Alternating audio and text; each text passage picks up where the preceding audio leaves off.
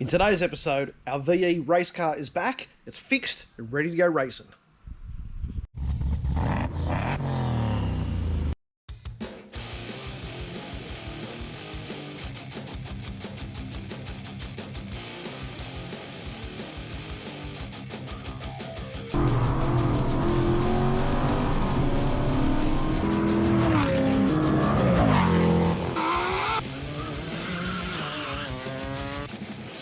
Guts.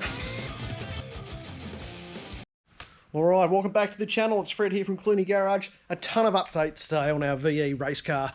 Everything from our catch can being fixed and replumbed, our cooling system being recalibrated. We had a rear wheel bearing that had to be replaced. A bunch of other things too to make this car more safer on the racetrack, including our ABS sensors, big oil flush, oil clean, our wheels getting a bit more specky. These are now actual Nankang wheels and tyres. These are our just daily drivers there with our Nittos on there. But anyway, with everything that's happening with the whole COVID situation, we wanted to get this car ready to race and be more safe. Stick with us. We're going to share with you all the updates. Okay, you probably saw from the earlier episodes, we tried to self-diagnose our ABS issue, and we traced it back to, we had ABS sensors on the rear wheels here, and we replaced those. Still problems, big warning error on the dash.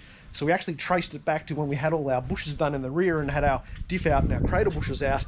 We actually think the harness in between the two ABS sensors was disturbed, and these things are known to be a bit faulty too. So under the car here, and you actually won't be able to see it, but the ABS sense harness runs up over the top there, and that's where we had a mischief. So our dear old friends at Gen-Tech diagnosed it, sorted out, ABS sensor, all fixed, ready to go.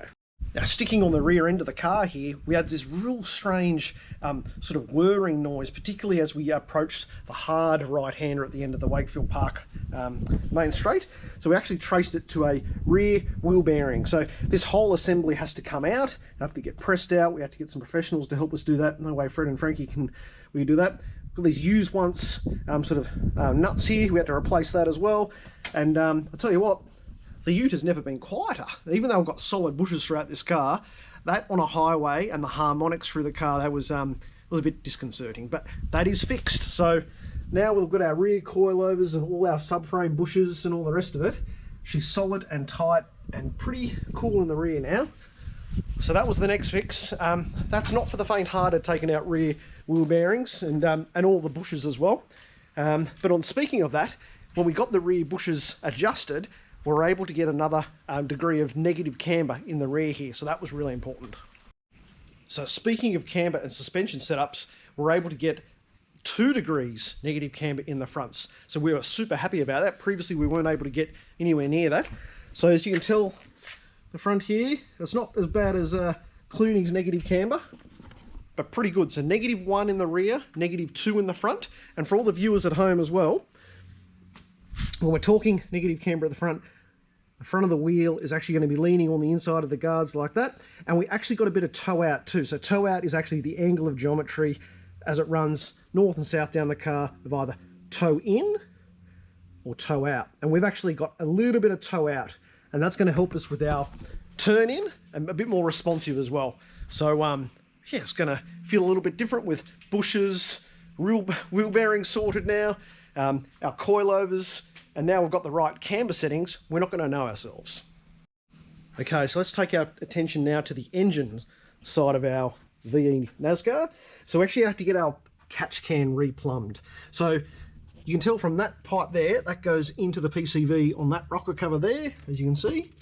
And we actually had one missing, so you get a little T-joint and that goes in the rear of that rocker cover up the back up there. That little fella there. So we didn't have that one connected previously. Even though the catch can was working, it wasn't working to its fullest extent. The other thing to get the right vacuum and catch in the catch can too is you've got to get that one routed really super tightly into your airbox there. And we have to actually get a bung and get that sealed properly. So now the catch can is working well. We've had a few people reach out to us about our catch can and our assembly here. Ours is a bit of an eBay special. We've got a Mishimoto on the VF, but this one, in the spirit of the snot box, it's in and it's now working a treat now. I've got both the rockers sorted. The other major issue we've had when we've been tracking this car is the temperature. Now, whilst the temperature gauge hasn't gone through the roof or past halfway, we've always had a problem with the overflow shaking. Lots of, that sits there like this, and then even when we get to Goulburn, it's sort of rattling away when I haven't been spirited driving. It's got a brand new radiator in it, because these things are known to crack in the top tanks. But what we have done is fitted, and you won't be able to tell because it's actually inside there, is a cold thermostat, and we've adjusted the fans. The guys at Gen-Tech have helped that. So the fans will come on earlier, and they'll come on for longer as well, as long as we've got the colder thermostat as well. And I've already noticed, just driving back from Gen-Tech, the temperature gauge is actually, when it's normalised, it sits at a lower level now. So that could be a nice little trip and a, idea for you if you're looking to lower the temperature in your Commodore. All right, we had a bit of an issue with our service and our engine oil quality. Some of the oil was starting to break down a bit, and that's because, Frankie and I seriously on the limit at Wakefield Park. So we've been recommended to use 1060 from the guys at Gen-Tech. So we're actually going to use this. Now, it's at the top end of prices at old Super Cheap, but if it's going to save our motor, it's the same oil we use in the LS7 in our red line. So hopefully it works. Put a new filter in there as well. Got all the old oil out.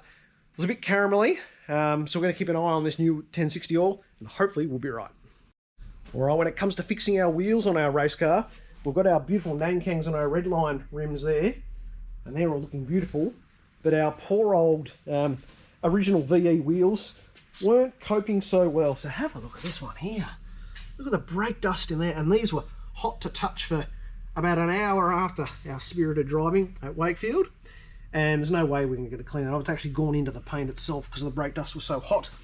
So we've just been working on these. We're actually repainted them, sanded them back, and now we're putting a heap of clear on them too. So this little method here is called the card method. So you actually go around the outside of the tyre so you don't overspray your tyres with paint. So a bit of a tip for young players there. All right, so we're getting ready for our next track day. The VE is ready, raring to go. Got the ABS working, thank goodness. That's a real drama when you're honking down the main straight and that doesn't work. And people sort of say, oh yeah, Fred, but V8 supercars don't have ABS.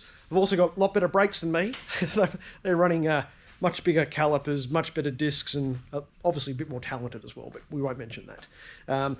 So I've just saw this morning with the whole Sydney situation and the lockdown is that there might be quite a few weeks until we can get back up to Wakefield. So we're just going to keep an eye, and hopefully everyone's safe and we can just get through this next period of lockdown.